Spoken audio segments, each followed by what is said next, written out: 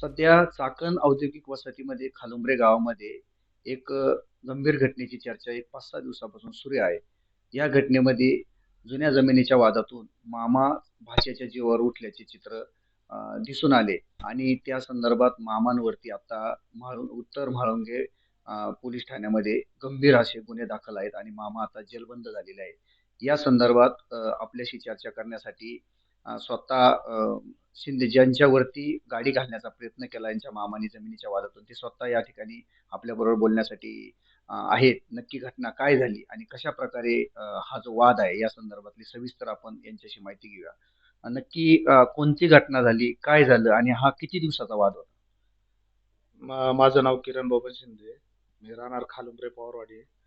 मी 6 तारखेला पूजेला जाऊन येत असताना मोशीला मी संध्याकाळी 9:50 घरी गाडी पार्किंग करून घरामध्ये येत असताना दबा धरून बसलेले माझे मामा माझ्या गाडीचा पाठलाग करून येत होते आणि काही व्यक्ती इथं अंगावर दबा धरून बसलेले होते. तर मी दरवाजात गाडी लावून आपला रस्ता क्रॉस करून घरात येणार तरच पाठीमागून जोरात गाडी आली आणि गाडीतून आवाज आला, "घाल याच्या अंगावर घाल गाडी, उडव याला." मी ते ऐकलं आणि मी माझा जीव त्याच्यातून वाचवला. म्हणजे मेलोच असतो, म्हणजे गाडी पूर्ण माझ्या अंगावर आलेली. पण मी माझं नशीब चांगलं म्हणून मी त्याच्यात वाचलो. मी गाडी वाचल्यावर मी धडपडून उठलो. गेटच्या आतमध्ये आलो. गेटच्या आतमध्ये आलं, मी बघितलं तिथं आमच्या मामाचीच गाडी आहे. याच्यात 2 मामा दिसले. मी बघितल्यावर म्हणजे मी डायरेक्ट शांत झालो, की मामाचा एवढा असा काय राग, की बाबा डायरेक्ट भाच्याला फार मारायचाच प्रयत्न केला त्यांनी प्लॅन करून. तर मी आपलं घरात येऊन थांबलो. 112ला कॉल केलं. बाकी गोष्टी केल्या. पोलीस कंप्लेंट झाली. त्याच्यानंतर त्याच्यानंतर मी पोलीस प्रोटेक्शन मागवलं. पोलीस आले. सगळे मला सहकार्य केलं.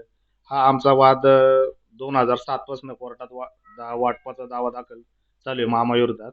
पण तो वाटपाचा दावा दाखल करत असताना पहिले मामाने आमचे चुलते त्यांना केस करायला लावले आमच्या विरोधात. आम्हाला किती 5 एकर जागा क्षेत्र ते आमचं खरेदीचं आहे. त्याच्या चुलत्यांना केस करायला लावली. त्यांना चुलत्याकडून आमच्या विरोधात काय नाही झालं. त्याच्यानंतर आमच्या बहिणीला केस करायला लावली.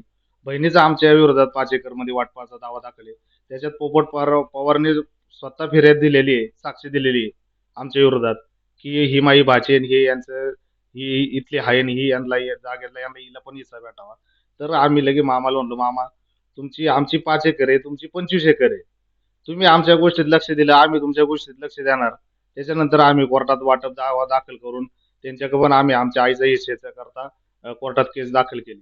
त्याच्यानंतर आमचे कमीत कमी आतापर्यंत एवढ्या एक 10-15 वर्षात 5 ते 6 एनसी त्यांच्या विरोधात नोंदवलेले आहे.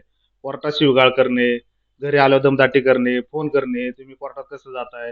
तुम्ही फिरता कसं काय? तुम्ही काय करताय? तुमच्याकडे बघतोच, हातपायच मोडतोच." वारंवार आम्हाला धमकी हे ते आम्हाला चालूच होतं. टॉर्चर करणं चालूच होतं. तरी आम्ही सगळं सहन करत आजपर्यंत इथवर आलो. पण मला वाटलं नव्हतं, की त्यांची एवढी नीतिमत्ता खराब होईल, की डायरेक्ट पार मारायचाच प्रयत्न करून त्यांना माहिती आहे हाच कोर्टात जातोय, हाच पळतोय, हा सगळं करतोय. याला मारलं म्हणजे आमचा विषय मिटन. यांच्या बाकी घरात दुसरं कोणी नाहीये. माझा एक भाऊ आहे. आम्ही उद्योगधंदेवाले आहे. आमचे हॉटेल आहे, आमचे ट्रान्सपोर्ट धंदे आहे, डेव्हलपर आहे. आम्ही आज एम-आय-डी-सी नामांकित माणसं आहे. आज त्यामुळं त्यांनी हा प्रसंग आमच्यावर घडून आणला.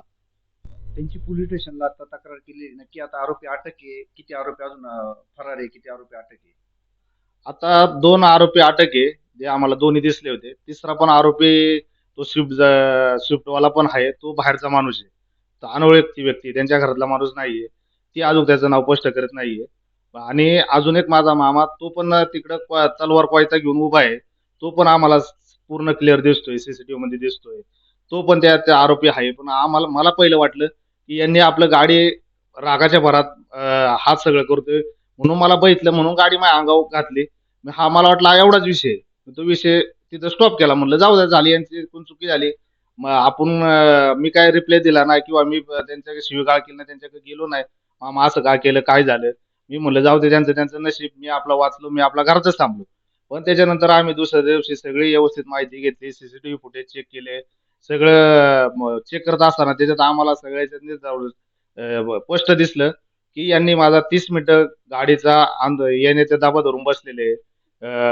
माझी पूर्ण मुशीपर्यंत माझे ट्रक लावलेला होता हा कुठं जातोय, कुठून येतोय, कसा येतोय, टायमिंग किती, परत साईडने घराच्या आजूबाजूनी पण अजून 7-8 आरोपी याच्यात निष्पन्न 100% होतील. त्यांनी लाईट पण घालवली होती, थोडा अंधार पण होता, आधाबाद धरून बसले होते. त्यांनी बरोबर माझं पूर्ण लोकेशन घेतलं, पूर्ण प्लॅनिंग केला आणि माझ्या घरातले फॅमिली बाकी फिरायला गेले होते. भाऊ-बिऊ पूर्ण त्यांची फॅमिली मेहमानी सुट्टी असल्यामुळे फिरायला गेलते. त्यांना वाटलं हा घरी एकटाच आहे आणि त्यांनी बरोबर त्या संधीचा डाव साधला होता. पोलीस प्रशासनाकडून काय आता तुमची एक अपेक्षा काय आहे? पोलीस प्रशासनाने काय मदत करायला? पोलीस प्रशासनाने आज 6 दिवस झालं. 6 दिवसात त्यांनी पहिल्यापासून एवढे आम्हाला सहकार्याने एवढं जे आहे, जे वस्तुस्थिती त्याप्रमाणे त्यांनी जे करायचं त्यांनी केलं. सगळे सीसीटीव्ही त्यांनी चेक केले. सगळ्या गुन्ह्याचा त्यांनी व्यवस्थित तपास केला. आरोपी अटक केले, काय आरोपी फरार आहे, ते त्यांचा पण शोध घेतात. पोलीस प्रशासनाने जेवढे आम्हाला मदत पाहिजे, जेवढं आम्हाला करायचं ते सगळं त्यांनी आमच्यासाठी केलं. सुरेंचे साहेबांचे मी आभार मानतो, की ते ते मला बोलले, की जे चुकीचं आहे ते चुकीचं आहे, जे खरं आहे ते खरं आहे. मी गुन्हेगारांना शिक्षा देणार हा माझा शब्द आहे. मला सगळ्यांचे पी-आय घाडगे साहेब, सगळे जे आयोग आहे सगळ्यांनी एकदम काल त्यांना कोर्टात हजर केलं. त्यांना परत 2 दिवसाच्या रिमांड दिला, पीसी दिली. बाकीचे आरोपी हे करायचे अटक करायचे आहेत. त्याकरता परत अजून 2 दिवस त्यांना पीसी मागून पोलिसांकडून मला सर्व सहकार्य होते. पण मला आता एवढंच सांगायचं की आता आम्ही इथं राहणारे एकच घर आहे आमचं शिंद्यांचं आणि आमच्या घरात फक्त मी, माझा भाऊ, आई-वडील आणि लहान-लहान मुलं आहे. यांचं कुटुंब मोठं आहे. यांची मुलं सगळी गुन्हेगारी पार्श्वभूमीची आहे. ही यांच्याकडून आम्हाला आता ती सगळी फरार आहे. आता मी पण आताच आम्ही 4 दिवस झाले मी घर सोडित नाही. मी घरातच बसून आहे, की काही ही उद्या फरार आहे, उद्या ही म्हणतील आता 307 झालीत, तर मर्डरच करू आणि मग आपण आतमध्ये जाऊ. असं पण होण्याची शक्यता आहे. त्यामुळे मला अत्यंत आमच्या घरातल्यांना सगळ्यांचं भीतीचं वातावरण आहे. नाही, नाही. मग तुम्ही अशी काय पोलीस विभागाकडे काही मागणी केली की आम्हाला पोलीस प्रोटेक्शन हवं किंवा काय असं पोलीस विभागाने मी मागणी पण केली, मेल केलंय, अर्ज पण दिलाय, की मला पोलीस प्रोटेक्शन भेटावं. माझ्या जीवाला धोका आहे. धन्यवाद आमच्याशी बातचीत केल्याबद्दल.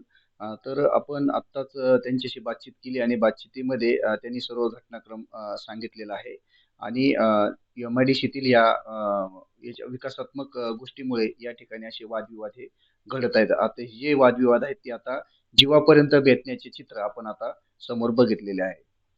लोकन्याय मराठीसाठी आशिष ढगे पाटील, चाकण, पुणे.